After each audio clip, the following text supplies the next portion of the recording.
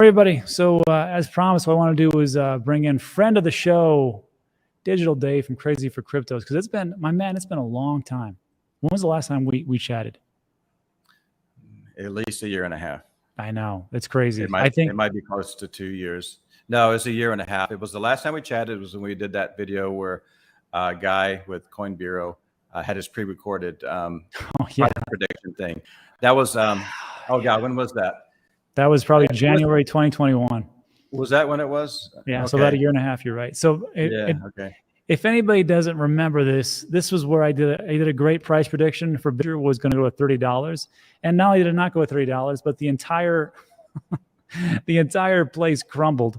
I did get Cardano and EOS and some other things right, but it is what it is. Price predictions to me personally, I don't think I'll ever do them again, Dave. Anyhow. Well, I tell you, it gets viewership though. Oh yeah, it gets viewership, but it's just a shoot in the dark. So these days, I just want to get people in who have their ears to the ground and know what's going on with crypto. So Dave, today I got a couple questions for you. First of all, I just want to know what's going on new in Thailand. The second thing is, since you've been around longer than me as far as in the crypto space, how do you see this bear market playing out? And then the last one is, you got any projects going on? Because you, my friend, were the first one to talk to me about Theta and T-Fuel. I mean, Theta, when you first talked about it, was like pennies or something like that. And T-Fuel didn't even exist. I mean, it was like super, super low. I can't remember the exact price. Yeah, I mean, yeah, Theta turned out okay, and T-Fuel turned out okay. Not everything turned out like we anticipated, like you said. You know, things get hacked, things get sanctioned. I mean, it's really kind of hard to sanction a blockchain itself, but there's all kinds of great. 2022 has just been nuts. Like everything has just been crumbling all around us, though. It's been crazy. Oh, it sucks. It sucks. But you know what? The ones that can get through the hard times are the ones that will enjoy the prosperous times. It's just getting to that point. So let me ask you this, man. What's new in Thailand besides all those green screens that you use, which thank you for the green screen for this one. This is very nice. How you sent me this. Setup. Yeah, it was a nice large green screen. See, Dave, if you don't follow Dave over at Crazy for Cryptos, here's his YouTube channel. He uses these apparently these massive green screens to make it look like he's in Thailand. So what's new over there, though? What's new without the green screens? What the reality is still in Thailand. Been here a long time, and what's new is just about a week ago, it's official. Started a 501c3 charity called Give for Good, and the number 4, so it's G for G, and Crazy for Crypto, C for C. So Give for Good is official 501c3 charity, and so we're helping. For starters, we're helping the Thai kids, the orphans, and providing them with fixing their shelters and food, and also giving them activities. It's not. Humans are meant to be, just not to be survivors. We're meant to have experiences too. Right. And so we're sending them to like a beach holiday. Just when was it? Maybe about 4 months ago, 3 or 4 months ago, they went, about 50 kids went to the beach for the first time ever. So what? Yeah. I mean, in Thailand, with all the beautiful and amazing beaches, abundant beaches here. These are kids that grew up in the mountains, most of them. And for the first time ever, they went to the beach, and they just had an absolute blast. So we're doing a lot of things here with that charity. So now we're totally official, totally transparent, totally audible if needed. And man, loving it. Just we're staying busy. We're doing the game too, the play to earn game. We can talk about that now or later or never. It doesn't matter. So yeah. Well, that sounds pretty good. I mean, so that's great, Dave, because these days, I think there's a lot of people it's a me and me only type of thing. But if you take a look at it, take a step back, how much time do we have on this planet? And I think the only thing that really matters is really how we treat people and how we do things to improve people around us. And let's say, okay, so here's an example. Like you reached out to me. I did that piece for your Patreon where I talked about make plans before you become a crypto millionaire. And I talked about my story before I even got into crypto. It was all about getting into these online businesses, these real estates, and then figured out that, hey, making a boatload of money doesn't really make a big difference until you have purpose. And without a purpose-driven life, life just sucks. So I'm glad that you are getting out there and doing things for the community, especially for, these kids, these orphans. That's fantastic. Rob, I remember that guest post you made. That was more than 2 years ago when you made that. It was a really good post. People love that. I probably should regenerate that again, bring it up. There's a lot of new members who haven't seen it yet, but you're right about that. To me, I think the whole, this sounds weird, but I think the whole universe is like a blockchain. Like everything is on the blockchain, everything you do. And for me, it's like leaving a stamp, leaving a legacy behind, and it's not like an ego driven thing. Maybe it is a little bit, to be honest with you, but I want to, when I'm gone, we're not going to be here forever. When I'm gone, I want people to say, man, that Digital Dave, he did a lot. He did this, he didn't, get rich and just say, bye-bye everybody or whatever. He, continued to contribute to the blockchain space, the crypto space, the decentralization space, and then helping, you got to help. You don't have to, but I think it's important for your own soul, I guess, so that's pretty deep, but to help others, because to have the means to help others and not do that, I think that's kind of like asking for it. I think karma can be kind to you, and can be harsh as well. Yeah. And I mean, people watching for you watching the video at home, just know it. Of course, there's going to be people out there that just want to accumulate and not really give too much back. And those are psychopaths. Those are crazy people, in all honesty. Dave, you're in Thailand. You could have been sipping Mai Tais on the beach every day, but what a crappy life that would have been, right? Just to be just there, enjoying it by yourself, maybe with some beautiful young lady, whatever else. But I mean, to not give back would be kind of crappy. That would be an absolutely miserable life to do that. And people fantasize about that, sipping drinks on the beach all day long. Yeah, that'll last 2 weeks, and they're going to be like ready to do something, So that's a misnomer for sure. But you would go crazy. And people, I've been in Thailand a long time, approaching a decade, and there are some people that come here, they still have their purpose. And there's some people that come here and they're at the bars every single night, and that is kind of that's what they do now. They just hang out, and nothing wrong with that itself, in itself. But if that's really your purpose, if people really lose their passion, their purpose, I don't know. Maybe that's just not for me, though. There's nothing wrong with that necessarily. That's just not for me. I think staying busy keeps you younger, keeps you young looking, and keeps you sharp, keeps everything working properly. Yeah, look at me. I'm 72 years old. That's amazing. You look great for 72, Rob. I'm trying. Social Security, all that stuff. So, you know what? I mean, just talking about all those things, let's try to help some people. Dave, how do you see this bear market playing out? Because there's so many different macro events going on right now. There's so many things. You have inflation, you have a housing market, you have the Fed not pivoting. You've got this potential event between the United States and China and Taiwan and such. All these macro events really play into the actual crypto market. How do you see this bear market playing out? Is it the same thing over and over again? Or do you see like there's going to be some big, long extensions? I don't think it's going to be a 4-year deal, 3-year bear market. But here's what I'm thinking here, Rob, is that we have the midterms coming up, right, in the U.S. Yeah. I think, and October is really traditionally, that's Black Monday, right? Yeah. I think October something crazy could happen, and we might see a dip in the market that might freak a lot of people out. And I'm not saying it's going to happen. I'm not saying to try to time it because I'm right, because I'm wrong a lot. You all know that. We're all wrong. I'll admit, we got some hits and we got some hellacious misses too. So I'll say that. But I'd say the thing with crypto, you don't want to time anything. Timing is just it's something you never want to try to do. You just want to accumulate. But I think October could be kind of rough for some people. We're seeing some strength in the market now. We could see something happen before the elections in the U.S.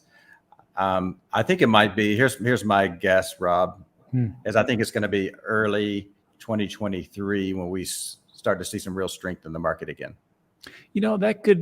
I've heard a lot of people say that too, because they talk about, well, when we start to see that if the inflation starts to go down, then the Fed and Jerome Powell can say, oh, we did our job. Inflation's going down. We're not going to raise rates as much, or maybe not at all moving forward.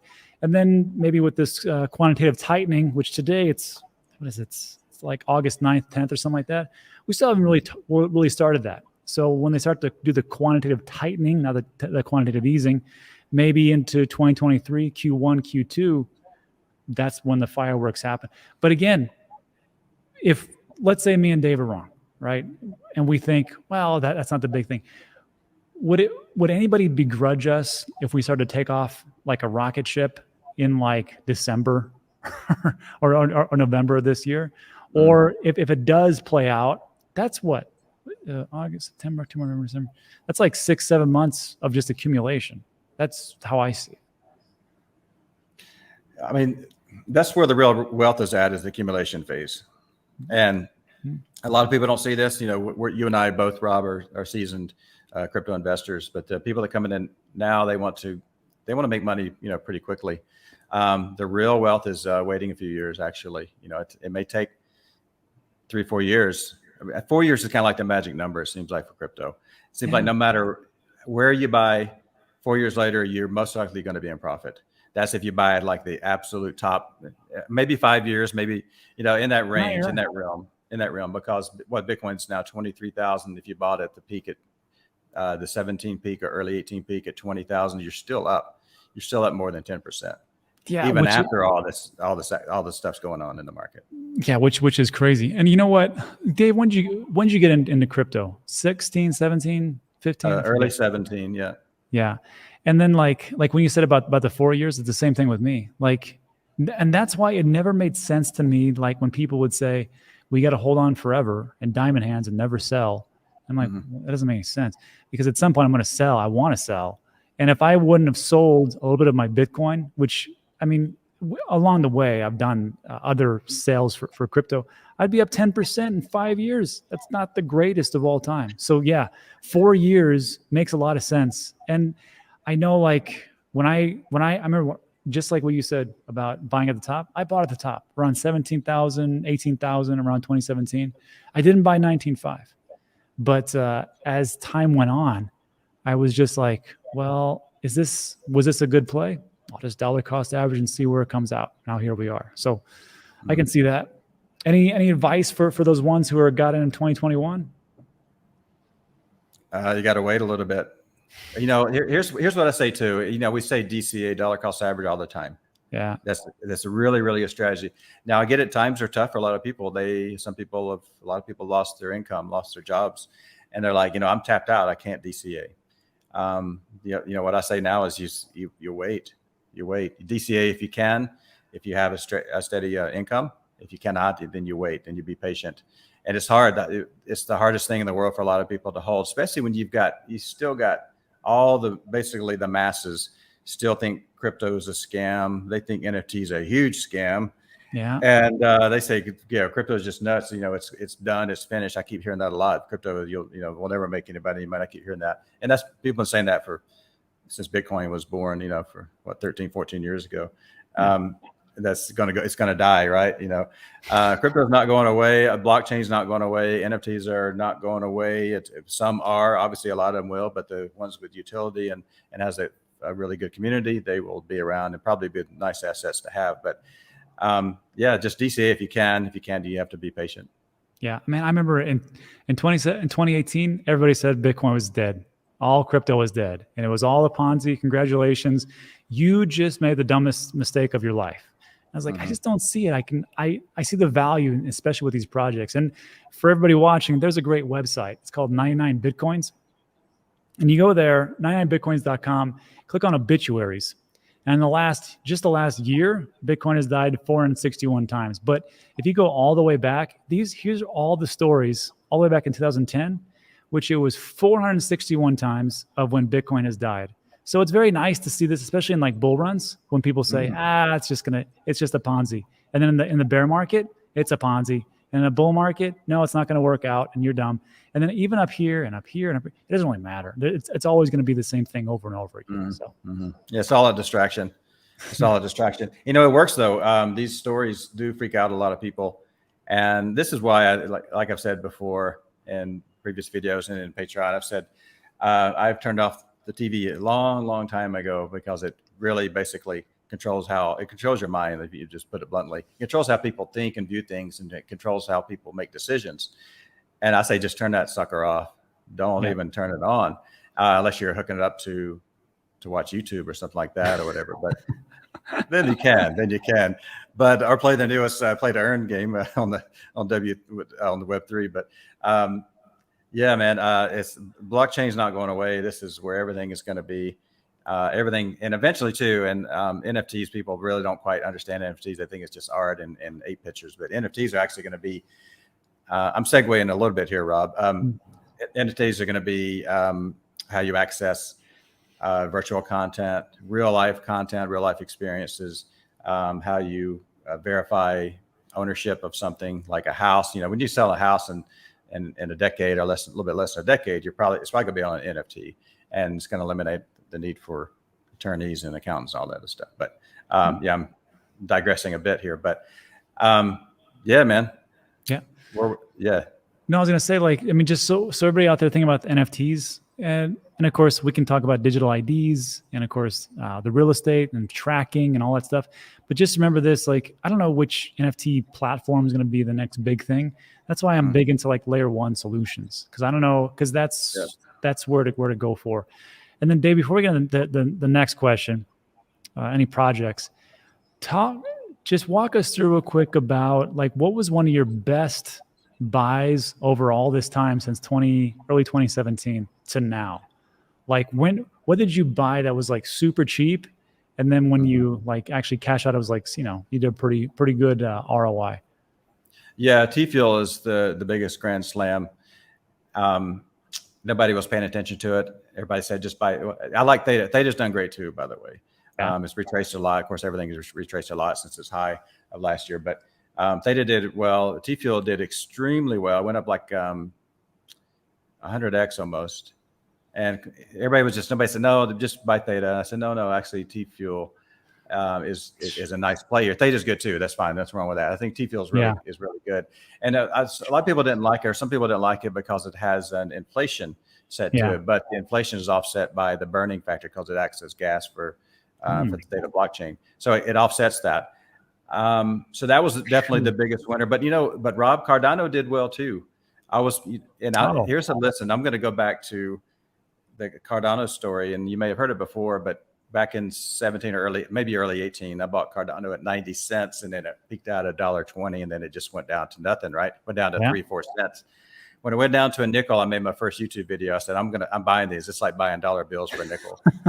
And I don't know if you remember that or not. You probably said the same thing. I know you're a big Cardano fan. I am. And yeah, I remember buying it at 7 and 8 cents. And this is one of the ones where I picked it up around 60, 70 cents back in these days. I'm like, oh, it looks pretty cheap. Mm-hmm. And then of course it just crashed down. And of course, this is when I told my wife, I'm like, hey, we can sell everything, but I'm not in the business of losing money. So I'm just going to dollar cost average. And I just kept buying because it was so cheap. It was 7 cents. And of course, Charles would always talk about smart contracts. I'm like, sure, whenever that's going to happen. And it happened. And then of course, mainnet launch. I'm like, that's never going to happen. That happened. And I'm like, damn, you guys are so slow. But hey, they're always up all the time and no one's ever hacked them. So, and then this was 3 cents forever. And of course now, but look at all the wealth that you accumulated during that period. So this is why I'm saying that the real wealth is during the bear markets, because you're basically picking up dollar bills for 3, 4, 5 cents, right? That's the real wealth. That's where the real wealth is. So maybe you didn't cash out. Maybe someone didn't cash out when it hit at $3, but you still have a lot of Cardano. A lot of people still have a lot of these assets. These are hard assets. They're not inflationary, with the exception of a few like T-Fuel, but that's counterbalanced with the burn mechanism. But these are hard assets, so there's only so much Cardano is ever going to be around. There's only going to be so much Theta is going to be around, and Bitcoin, et cetera, et cetera. True. So my whole thing, Rob, is that I know you say no one ever went broke taking a profit, and you could have sold out your Bitcoin at the peak. You would have I remember reading your tweet. You could have 3 times your Bitcoin if you sold. The challenge is that, and there's nothing wrong with taking profits. Nothing wrong at all. I think it's great. The challenge is you have to try to time it. When do I take the profits? You have that one decision. Should I have sold it at 35, 40, 45, and then it goes up 60? That's fine. You still made some good money. So you have to make another decision after that. When do I buy back in? So you have to try the time. There's two critical timing points that you have to try to make. So you really have to be on top of your game. And I'm not totally convinced that some of these chartists are really are that accurate. It says this thing is a bear flag. It's going to do this. It's going to go down. But then sometimes it just comes out of the blue and goes up and does the opposite of what people say it's going to do. So I'm not convinced about that. You know, I'm into the fundamentals and not to the technical charts. Yeah. And you know what's funny about Cardano, and we talked about in the very beginning about the price predictions. This was my exit strategy back then. And of course, like what Dave just talked about was like, you know, just accumulate, just wait. But I think it's a bigger lesson just to diversify a little bit, not just put everything into Bitcoin, not just put everything into Tomato Coin or whatever else it is. But like for me, like this one for the Ethereum, like I thought it would go to $10,000. And of course I was wrong, but at least I said, hey, I'm going to sell it 2,000. Then I'm going to sell it 5,000, 7,000. I missed it because the all-time high was 48.15. Chainlink, I said the same thing. I'm like, I think it's going to go to, I thought it would go to like $35. It actually went to $50. And it worked out okay. And then of course Cardano was the one that actually did do well. I thought it was going to go to $3, and it did. Well, $2.97, but I sold it at $1.10, $1.80, $2.20, $2.60. And then I sold, I set out, instead of going at $3, I was going to sell at $2.89. Unfortunately, I got greedy and didn't sell. But it's just a lesson that it doesn't matter if you screw up a couple of times. Just make sure that you just have, you know, just a couple of winners here, because sometimes those winners actually take place of all that crappy losers that you had. So yeah, it could be like even 10-1. You could have 9 losers and one winner that makes up for all those other 9 losses and then some. Absolutely. Exactly. I agree with you, Rob. I'm big on the diversification. I don't like having just a couple of things, a couple of cryptos. I like, you know, having a minimum of 10, I think. But I don't think, maybe 10 might be a lot for a lot of people. 20s might be a lot for a lot of people. But okay, so Dave, let me ask you this: how many different cryptos have you had at one point? At one point, when you like maybe just got in, you're like, I want to have that, some of this, some of that. 25 or 30. Yeah, that's way too many. That's rookie numbers, Dave.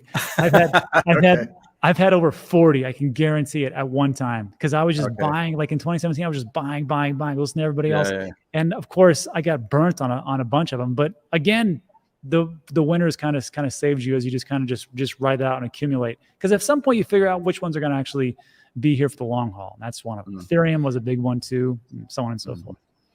Now, here's the thing about accumulating all the coins. This always happens during a bull market. That's when people really start picking up all these projects. They think, oh, because things start popping off. Yeah. Like Shiba Inu. I mean, that thing just went up 1,000,000% out of nowhere, you know.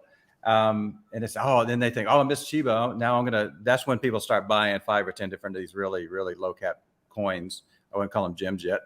I don't want to call them S coins either, but maybe they turn out okay. This is why we get 30 to 40 coins, because you want to catch that next Shiba Inu or even Dogecoin did extremely well. And that's why. And then when the bear market comes and then these things are worth nothing, then you start consolidating. Then your portfolio has like 12 in it now. Exactly. And you know what's funny is that every bear market, you see a lot more Bitcoin maximalists being minted. A lot of those guys who are like, I got burnt on this and this and this, but Bitcoin say that's really what it comes down to. I've seen more Bitcoin maxis born in this market, in this bear market, than I have even the last one. And it really does come down to centralized finance, or centralized exchanges too. Yeah, I mean, it's everywhere, obviously, and that's the gateway drug, right? That's the gateway crypto to is Bitcoin. Everybody starts at Bitcoin, then they go another place. But hey, let me ask you something, Rob. I'm gonna flip the script here a little bit. Sure. I know you love Cardano. I know you love Bitcoin. What do you like? What do you like though? What do you like right now as far as like I don't know. What's your favorite project right now? So, well, my favorite besides project, the blue chips. Well, besides the blue chips, like I'm big on layer 1 solutions and of course Bitcoin. I think those are like they're really are the blue chips. But moving outside of that, if you really want to get into where it's like a little bit risky, which I have a second channel, it's called Dan Degen. That's like the risky gambler type of thing. There's a couple of projects. There was this one called Gensukishi, and it was a play to earn game. And what I liked about it was because it had a built-in community. It already was a game that was thriving on Nintendo Switch, PlayStation, Android, and then also Apple iOS. So they already had a game already out for years, and they transferred over and they partnered with Polygon Studios, and they made Gensukishi, and actually did pretty well. Picked up for a penny, went all the way up to $1.45. Everybody's happy, right? Well, now it dropped down to 40 cents, and now it's even lower than that because they had to delay the launch of the actual game. Doesn't matter. I thought that was pretty good. Mm-hmm. And then the other one I think is going to do well is that one we talked about, Sweatcoin, just because it's already been around 3 years. Between number 1 and number 5 health and fitness app globally on Android and iOS. And it's got it has millions and millions of users. It already has 12 million crypto wallets because it's not a crypto yet. It won't be a crypto token until September 12th. So everything that you accumulate on your phone, and it's super easy. You don't have to buy anything. It's free to use. The tokens come to your phone, and then once it goes over in September 12th, you're going to get airdropped a bunch of sweat tokens. I think it's like the biggest no-brainer of all time. But so those two, I really like. That's what I got. So I watched your video about Sweatcoin. You, I guess it's a little bit more than 30 days ago, I think, when you released it. I watched that, and I was like, yeah, it looks really interesting. I hope it does well. Just real quick, and I hate to talk tech. Is it ERC20 or what blockchain is it on? Near protocol. So it's on Near. Okay. So that's the thing. That's why I've said I think that Near will do well if they can handle the transactions, the TPS and the throughput. Because remember, all these people that come over, you've got over, I want to say it's 100 million. It's 100 million users that have actually downloaded the app over the last 3 years. They've got 12 plus million wallets, and they're all going to be transacting. And those 12 million wallets were made since April, May, June, July. So 4 months. Okay. If Near Protocol can handle that throughput and not buckle, that should take off. And of course, if you take a look at them, they're building it right now, and they talk about we are a sharding technology, which is where ETH 2.0 hopes to be at some point. Now, I'm not saying that it's like better than ETH. I'm just saying that if they can do sharding and do those transactions per second over, then it'll do pretty well. But it's a big question. It's a big gamble, and that's why I talk about it on Dan Degen, not the regular one. Gotcha. Okay. Yeah. Cool. Yeah, man. I hope it takes off. It might be worth a punt on that one. It may be worth putting a little bit of money in that one. I'm not sure. I'm not recommending or whatever, but maybe it does well. I hope it does. It might be, or it might be a total bomb, which I guess will lead me to my next question, Dave. What you got, something else? No, let's hear it. Okay, I'm going to ask you, so I'll flip it on you. What projects that you got are looking good? I love Theta. I love a lot of, Theta and T-Fuel. I still like T-Fuel. Went to 60 cents. It's now 90% less, 90% discount. I like it even more now than I did when it was 40 to 60 cents. There's a new one now. A lot of people they know about it or they don't know about it. I don't know. I don't know. It's kind of weird, but Theta actually has a third coin in their ecosystem, and it's actually necessary. People say, it's redundant. It's not redundant. It's called Theta Drop, and the ticker's T Drop. Okay. And to me, T Drop has that same vibe that T-Fuel had a couple of years ago when nobody in the world was paying attention to it. And I said, wait a minute, I think T-Fuel is something special. And then it went 100x. I think T Drop has the potential to do what T-Fuel did. If worst case, maybe 10 to 15x. I would say that's about a worst case. Again, this is NFA, not financial advice by any means. So it's just under a penny for a T Drop. Let me tell you a little bit about it, why I like it. Okay, there's a site called thetadrop.com, which you have NFTs on there. I have NFTs on there. Oh, yeah. This is a Theta Labs project. And this all ties in with Web3. All these NFTs are all tying in together with the Theta project. And I think that T Drop has the potential. Yeah, Dionne Warwick, Katy Perry, Price is Right. There's some big names on there. American Idol. It's huge. Yeah, Price is Right. Yeah, 50th anniversary, 50th year. No. I think Theta Drop has the potential to rival OpenSea in a few years, not this year or next year. I think eventually has the potential to rival OpenSea. Interesting. So by the T Drop acts as the governance token for thetadrop.com. So it acts as a governance token. So people like to have their say-so. They like to govern. They like to control whatever. And we'll just say they like to have their say-so. That sounds a lot better anyways. That's probably what it is. People want to have their say-so. They want to help control the direction of things, just like Theta token That's the governance token for the whole Theta network. This is separate. It has to be separate. This is the governance token for Theta Drop. Okay. And it's less than an opinion. Let me give you a little price history. So you got some history here. Yeah. When they dropped it, this is a TNT 20 token. When they dropped it, there's 20, actually 10 billion, a maximum 20 billion. It was at 4 cents for a while. Then I said, man, that's a lot higher than I thought it would be. Then it went down to 2 cents. And then I talked about it. And I think I made a video about it. I said, I really like T Drop. I think it could do something really special. Then it went down to 0.5 cent. And of course I got all the hate and all that. Oh, David, you picked a crappy one here. So now it's, so it was a 0.5 cent for a while, starting to creep up to just under a penny now. I think it might be worth a punt on this one as well. Yeah, it might be worth looking at. Yeah, I remember when you talk about T-Fuel, I'm like, Dave, that doesn't make sense to me. And of course, it went up like crazy, a crazy amount. But again, so for you watching at home, this is not like, hey, go out there and buy it. Because here's the thing. If you buy it and it goes up high, I'll dump on you. I'll dump on you all the coins that I get if I ever buy this. So just think to yourself, this is what I always think. If I'm looking at a project, I want to get into it for the long haul and then just sell a little bit along the way. But I want to stay in there for a bit of time. Like with Bitcoin and Ethereum and Cardano and Avalanche and Polkadot, even Solana. I think those layer ones could do pretty well. So I'll probably be in there for a while, but I got to take my profits along the way, just how it is. So this is not investment advice, and we'll just go from there. So that was okay. So that one interesting. I didn't know they even had that. What's anything else that you got? Nobody knows it even exists. Like I think I said earlier, there's 2,000 people on the Coin Market Cap watch list. 2,000. It's like nobody. It's like my neighborhood knows about it. That's it, And the key is here, Rob, in my investment opinion, is first of all, it's not easy to get. You can get T Drop on Gate.io, but American citizens are not welcome there, and other countries too. Not welcome on Gate.io. Shocker. Yeah, exactly. Yeah. Really, the way to get is either Gate.io. If you can't, there's always what I say with crypto. There's always an option, as you can go to Vault. What is it? VaultSwap.finance. VaultSwap.finance. Wow. And you can swap T-Fuel for it that way. It's a little bit technical because you need to learn how to use MetaMask, and you need to also, after that, you need to switch it to the Theta network. So if someone can figure that out, it takes some steps. It is a little bit technical. If you figure that out, you can swap T-Fuel for T Drop, and that's how anybody in the world can get it. There's no restrictions whatsoever. That's crazy. Yeah, there's only 3 that I can see. Yeah. Oh, it's unknown. And the other thing what I was wanting to say is that we want to get these out if we can. We want to get these assets before it's listed on Binance, because I know Binance is going to be listing.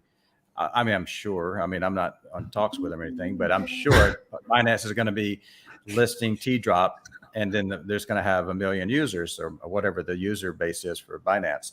And I don't think it's going to be a penny any longer, or half a penny. I think it's going to do a bit better. Especially if they put them on their launch pad. Like I've seen a lot of those projects just blow up when they get there. Now, I'm not saying that, but if it does, pretty good. If it goes on Launchpad, it could do even better. They may do it. Who knows? Yeah. But that's probably my biggest low cap gem, I want to call it. That's probably my biggest. And I'm still heavy on Theta and T-Fuel. Yeah. I call it the transcendent trifecta. Transcendent. I came up with that word. I can't even say it. I didn't come up with the word. I came up with the saying transcendent trifecta, or just a trifecta. I think someone said, hey, Dave, you only had to buy 3 in your portfolio, what would it be? It would be those 3. I really believe in the Theta Labs project. I wouldn't be totally comfortable having 3. I'll tell you, I would definitely want to have Bitcoin or Bitcoin Cash. Whatever your flavor you choose is totally okay. If you don't like either of those, get Monero. That's fine. Of course, Monero could have problems again, just like the other Tornado Cash. They got something going on with that. Who knows that, the challenge with Monero is that a lot of exchanges don't want to mess with it because it's a privacy coin. There could be issues with privacy coins in the future, just like we saw in the news yesterday. But Bitcoin Cash or Monero, whatever flavor you like, I think it's good to have some type of quote unquote cash type coin where actually somebody accepts it, because crypto is called cryptocurrency. There's 20,000 of them listed on CMC, but how many currencies do people actually hold in their wallet? Very little. No. Currency means you can spend it. I'm going to go and buy a new computer with this, or I'm going to go buy a mill.